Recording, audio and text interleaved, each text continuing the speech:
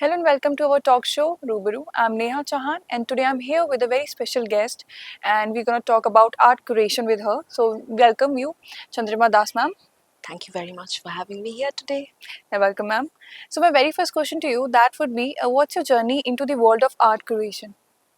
Okay, so the journey has been very recent. It's been like just over a year, but I would say, um, talking about my childhood, the journey began ever since I remember. So, as the daughter of professional artists, Hmm. my father is an eminent artist. His name is Sri Chandranath Dash, and my mother is a performing dancer. So, she was into Kathakali. So, I would say that's how the journey began, around 3-4 years of age. So that's how the entire process of art, performing arts, visual arts, it got internalized, and that's how I took to art curation Okay. So, professionally. was there any specific moment or any artwork that inspired you to choose this career path? Okay, specific moment, I would say there has been many moments. I mean, as daughter of artists, every single weekend, almost every single day. I was born and raised in Darjeeling, so it's in a quaint hilltop. So now the environment has been absolutely conducive, to hone one's artistic skills. So I would say the environment, your parents, they have shaped you in every single way, not just one particular moment. I mean, Right. small moments. And particular artist, of course, my father. Firstly, I have to mention his name because he's the reason why I'm here. And of course, there are other muses and inspirations too. So, what exhibitions are like most, memorable for you that you have created and why? Memorable, I would say, the ones getting the opportunity to curate my father's works. Hmm. Of course, that's a very professional and a personal crossover. And secondly, I would say the one I happened to curate in March of this year. Hmm. That was, I'd actually co authored a book on Sri Ram Kinkar Bej, highlighting his unseen aspects Okay. of his life. And it was followed by an exhibition where artists from all across India had come together to celebrate his enduring legacy. And there were also works by Fida Hussain Saab, Tayyab Mehta Saab, and Jangar Singh Shyam, and Ramkin Corbage was there. So I think I'm really very blessed to get the opportunity to study their works and to present it to the audience. Okay, that's lovely. So, what's the process behind creating an exhibition, like from concept to the opening day? What type of challenges you have faced through that process? Okay. Concept, of course, when I'm curating my father's works, Hmm. because my father mostly works on the Himalayas. So the recent exhibition that I curated was in Sridharini Art Gallery just last week in July. So when I'm talking about the concept, it becomes much more easier for me. That was the 15th edition and my third time curating it. So concept wise, I didn't have to think much because I know what the concept is. Hmm. But when I'm curating the works of other artists or the renowned masters, I would say then comes the challenge. I mean, Okay. it's two different challenges. You curating your father's work, that's a different kind of challenge. And then you curating other person's work, that's again a different challenge. Because that working with your father, that will be Yeah, more comfortable and you are like very easy kind of thing that you can do and you can ask him. But for working for other artists, that might be kind of facing a lot of challenges. What they are expecting from you, correct. right? Absolutely correct. And I wouldn't say working with my father has been very easy too, Okay. because it has its own pros and cons. Pros, because of course you're working with your father, you know his style, Hmm. and any family member, you know their working style. Cons, I would say sometimes you become a bit laid back, and then there are differences of opinions as well. Right. So that is something that you really need to work on. And other artists, yes, you really need to get into the nitty-gritties of their work, their style, their techniques. So this is how I decide on the concept. And then of course, according as per the concept, I decide on the planning aspect. And show days, of course, it's very difficult. And I would also like to mention that it's not just about the artist or the curator. There are many untold voices who work behind an exhibition. Hmm. It can be your framer, it can be your friends who have provided logistical support, emotional support as well, but they usually do not come to the forefront. I Right. think an exhibition is not just the work of an artist or the curator. There are many people who silently work from behind. So I would like to acknowledge them as well. It's without them, nothing would have been possible. Okay, so according to you, what is a successful exhibition is to you? For me, a successful exhibition, okay, that's a very subjective question. Some would say financially, Hmm. if it's beneficial, but I personally don't believe it's not always about the finances. I believe that if the artworks speak to you, if they have moved you, if they have inspired you, I think that is where the exhibition is successful. I've had many people who have no interest about art or no idea about art. They just walked up to me and they've said that, ma'am, this is the first time I'm in an art exhibition. How do I look at an art? Hmm. So they don't know how to look at art. What are you expecting? So, you walk into an exhibition, your mind must be open.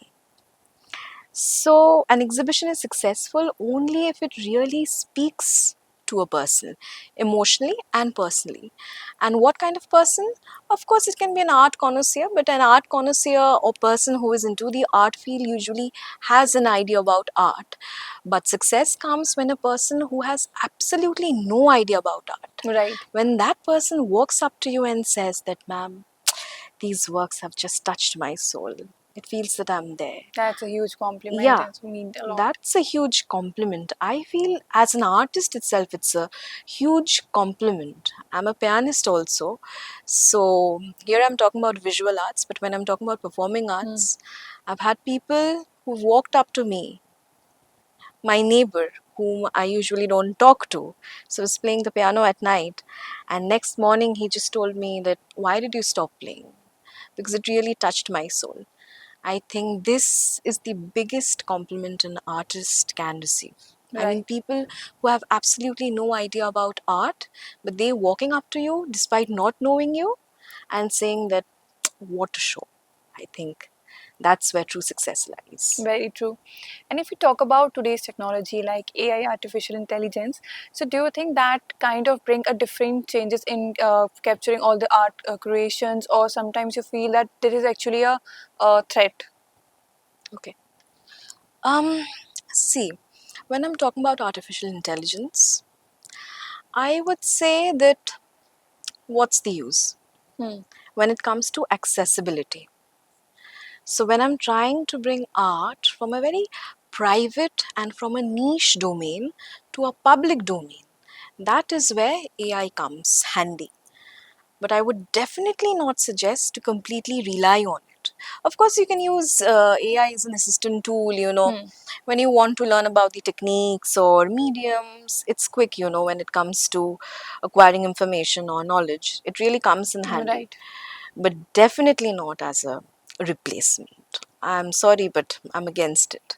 But this doesn't mean that I'm not against the accessibility of art. Of course, AI helps in quick accessibility, but definitely not a replacement. So we should be very mindful in terms of using it. Okay, so let me ask you a very interested question. That would be that which artist, life or that you would like to create a show for? I would like to curate a show for. Okay. It was my dream. Okay. I was writing a book on Ramkinkar Bej. Hmm. So it was my dream to curate his work. Of course, that dream has been successful by God's grace. And of course, Fida Hussain Saab and Tayyab Mehta was also there. Mm, I would like to say Rabindranath Tagore. Okay. I mean, it's a far-fetched dream, I know, but I'm a Tagorean by spirit. So I really admire his works. And also the folk art. I would love to work with folk artists. I feel every single interaction with them has been an eye opener for me. So, two varying worlds. Hope your all dreams came true, and we can watch your shows, art creation in like museums and all. Yeah, by Hopefully. God's grace. Yeah. Okay, and if I talk about the art curation, about the culture, if you're representing any culture. So do you think that sometimes the message you wanted to give to the people who are watching the paintings will not convey through the painting sometimes, and you feel disappointed about that? No, I don't believe it's a disappointment. And I mean, that's the entire purpose of art curation. Hmm. You are interpreting the artist's work. So if you're not in a position to correctly interpret it, or at least somewhat interpret it, I think curation makes no sense. The entire purpose of curation is to study the works, bring it together in one frame, and then tell the story, narrate the story. So if my audience is not understanding, then I would say that I'm a failure as a curator. But yeah, that's the entire purpose of curation. I should be very mindful in terms of what I'm picking and choosing, and how am I telling the story. Am I in a position, or am I correctly interpreting what the artist usually wanted to say? So I think I have to be very mindful with that. All art curators, in fact. Right, and if we talk about the artist, I think people nowadays are more aligned to the phones and all, because people become more introverted. They wanted everything to be at their home. Even if they wanted to watch the museums or pictures, they just scroll through their Instagram and watch the paintings. Never Mhm. get that, that experience from going there and watching the painting from your eyes, not from your phone screen. So, do you think how can we change that? How can we change that? I think, social media is an amazing platform, Right, okay? it is. So it can also make you an introvert, but if you wish to, you can also become an extrovert by really visiting those places in person, I mean to Hmm. say. Um, See, art galleries come into play, the government sectors should also come into play. When I'm talking about the enthusiasm, in inculcating the enthusiasm, Right. there should be more art fairs, and where collectors as well as artists can directly meet, no middleman. I feel art fairs come in handy. They really help bring both these people on board, and Right. also, make art more accessible. And it would be more fair to the artist too. Of course, it would be more fair to the artists. In fact, I would say it would be more fair to the young aspiring artists, Right. because the world is usually unkind to new talent, which should not be the case. So, we live in a very exploitative environment. Hmm. So, we need to be little kind to young, aspiring, talented artists, provide them a space and platform so that they can directly come in touch with the collectors. Not necessarily that you have to buy paintings worth thousands or crores, but you can start off with their prints as well. I mean, just start with normal conversation and it'll take off by God's grace. And do you think that someone who's an artist in this era, as go through all those, that in starting always your parents will not support you being an Hmm. artist sometimes, because in middle class Hmm. family people wanted their child to be like more towards the Sarkari career naukri. right. Haan. Hmm. So how do you think about that? What's your point on that? It's a very common question that I'm asked. I have also faced, but thankfully my parents were never like sarkari naukri hi karni hai tumko. I mean, be passionate about what you do. It doesn't matter if you're in a sarkari naukri, or you're a dancer, or you're an artist. I mean, suppose you're being forced to be a sarkari officer. तुमने तो बन लिया ठीक है, you've Hmm. become a sarkari officer, but if you're not passionate about your work, if your heart, mind and soul lie somewhere else, then Right. you know what's going to happen, and vice versa. So it doesn't matter, which profession you are in. What matters is your passion. If you're passionate about your work, if you're putting your heart, soul, energy into it, you're going to do wonders in that. This is what I believe. You have to work hard also, I mean. Right. Of course, a little amount of luck is also there, but nothing replaces hard work and passion. We talked about art, so what is art to you? Okay, art to me, Right. um, anything that appeals to me, can be good, can be bad, anything. But anything that is appealing to me. I mean, what is it that I like about a particular thing? And what is it that I don't like about a particular thing? Not necessarily that you have to like. I may not like, but I may develop Hmm. this skill to appreciate the things that I don't like over the years. So there is nothing good and bad. Something that is drawing my attention or capturing my attention, that is art to me. Talking about attention, so is there any artwork that is like more your favorite artwork or favorite artist? Is there anyone? My favorite artwork or my favorite artist? Okay, I would say currently my favorite is Ramkin Corbage. Hmm. Why I say currently he's my favorite? Because of his life experiences. If you look at his artwork, those were not just fleeting experiences. His artworks were a result of his entire life experiences. So I think they were very powerful in terms of the message that they were trying to convey. I mean, even before looking at the artwork. So before looking at Ramkin Corbage's artwork, I happened to read about him and write a book and then look at the works. So the 2 years of tough research, I think that helped me more appreciate his work. So I think the story behind the Hmm. artworks, that is what really moved me personally. All of his works, I mean, they're fantastic, God gifted. Okay, so and we talk about the thing that if we talk about the artist of the paintings, then we'll got four three names because it is overhyped. I mean, Mm. for example, I don't want to say, but it is very controversial. But yeah, there are few artists that were overhyped, and people think that this is the artwork. But I think in truly, there's a lot of artwork that need to be mentioned and need to be watched by the people. Okay, I wouldn't go into that aspect where you're saying some artists are Okay. overhyped or not. कुछ तो होगा शायद इसीलिए वो लोग ये वहाँ पे है. Hmm. But just be passionate about your work. That is what I keep telling. And try to convey your works to the public. I mean, they should be in a position to understand at least. I mean, some artists may not agree with me. They might say that it's, art is not for everyone or kya hoga. Hmm. I'm painting not for the public. But I say this from public interaction. I mean, it becomes easier for them when they understand the art. That is why I'm telling you now, overhyped or underhyped, Hmm. there is nothing good or bad. What may capture my attention may not capture your attention. What Right. you may like, I may not like. So it's a very subjective thing. So I cannot say if somebody is overhyped or not. XYZ may be overhyped for you, but XYZ may not be overhyped for me, and vice versa. So yeah, that's my take on this subject. So, what's the connection between art and international relations And piano as well. and a piano as Yeah. well? This is a question that people usually ask me, including my supervisor from JNU.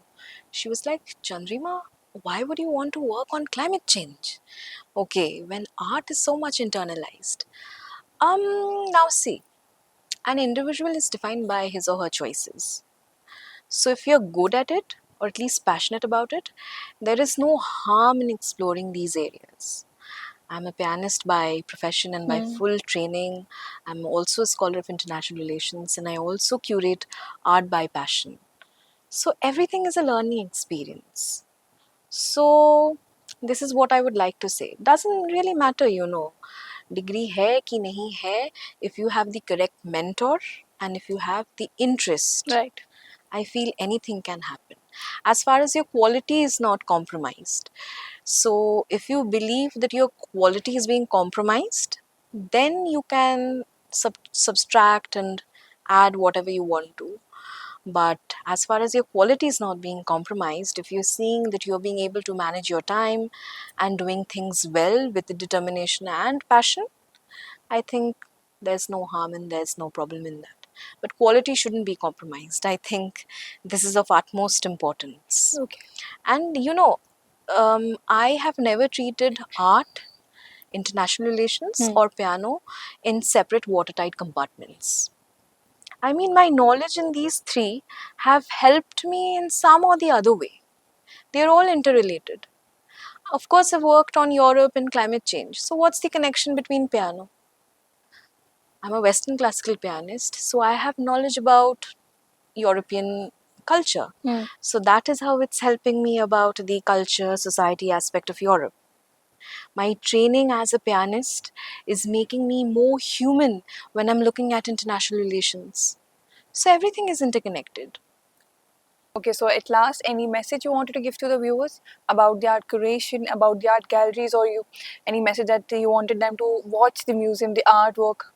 Of course, we need to move out of our social screens, Instagram, Facebook, or whatever is there. We need to visit more museums, more art galleries, talk to more folk artists, and in fact, buy art. I'm not asking the audiences or viewers to go for lakhs and thousands, Hmm. but small step. It does matter. I mean, when we are in our 20s or 30s, initially we may start off with prints, and then at the end of our life, we realize that we've become big collectors. You'll have a huge collection with yourself. So that's what I try to do when I'm visiting a friend or when I'm celebrating a friend's birthday or a family friend. We always buy and present art to each other. It can Right. be small, it can be big, anything. But making them aware, that's important. We need to step out of our homes and really get the experiences of these museum and art galleries. There are curatorial walkthroughs, museum walkthroughs. So it's a good experience. We really need to come out of our social media screens. I mean, it's good, it's making us Watch the aware. real world. Yeah, watch the real world, of course.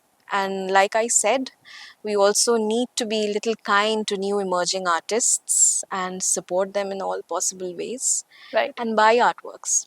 We may start off as with prints and gradually move into purchasing, real art. But yeah, at least we need to have a starting point. I think that's Definitely. important. Yeah. Thank you so much for having such an amazing session with us. Thank you It very was lovely much. meeting you, ma'am. Thank you. Keep watching about Talk Shuruburu. We will be back with another episode.